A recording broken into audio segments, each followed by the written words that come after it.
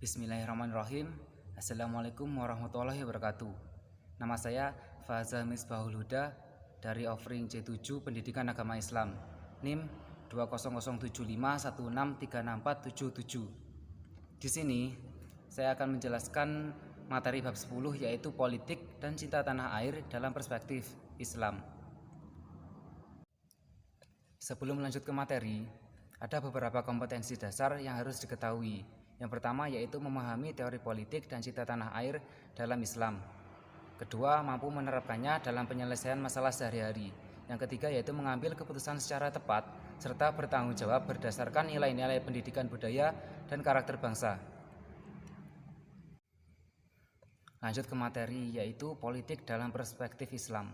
Politik berasal dari bahasa Yunani yaitu polis, yang berarti kota. Secara sederhana, politik merupakan istilah yang merujuk pada kegiatan mengatur pemerintah suatu negara.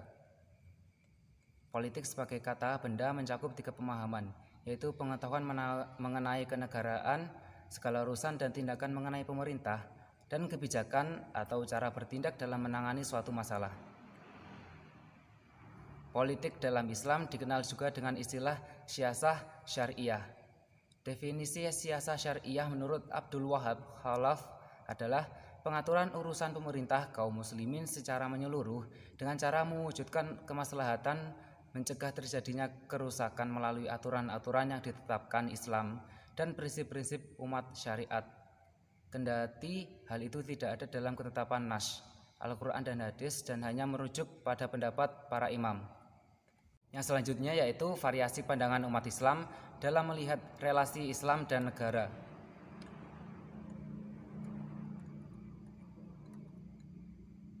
Di sini ada 2, yaitu tipologi relasi agama dan negara. Berdasarkan pemikiran politik Islam modern, terdapat 3 tipologi relasi agama dan negara.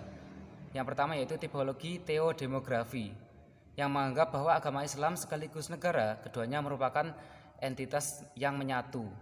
Kelompok ini disebut juga kelompok Islam politik atau al-Islam al-siyasi, karena menganggap politik sebagai bagian integral dari Islam. Yang kedua yaitu tipologi sekuler.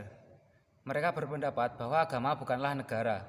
Negara adalah urusan dunia yang mempertimbangkannya menggunakan akal dan kemaslahatan kemanusiaan yang bersifat duniawi saja.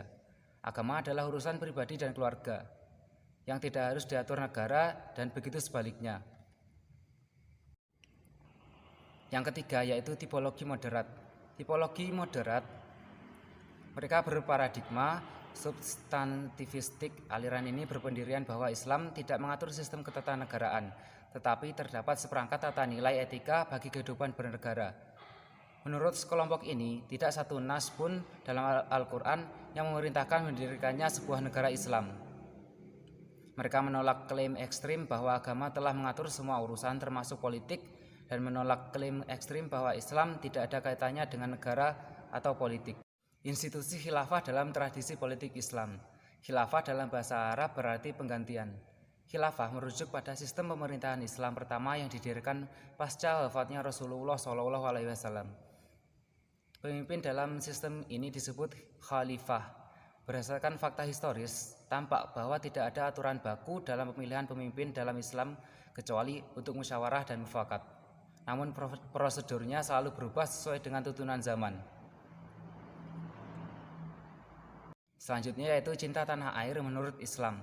Cinta tanah air merupakan tabiat alami manusia, karena di tanah air itulah manusia dilahirkan dan dibesarkan, dididik dan disayang.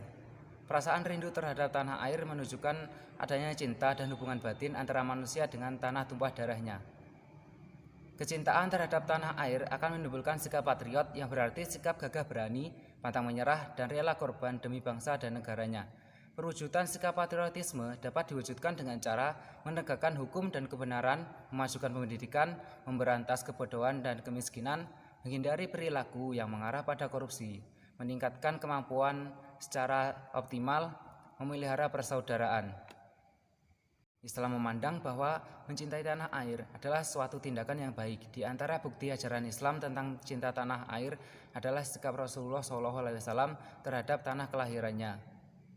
Kecintaan Rasulullah kepada tanah air diwujudkan dalam bentuk islah atau perbaikan dalam seluruh tatanan kehidupan yang diawali dengan perbaikan akidah.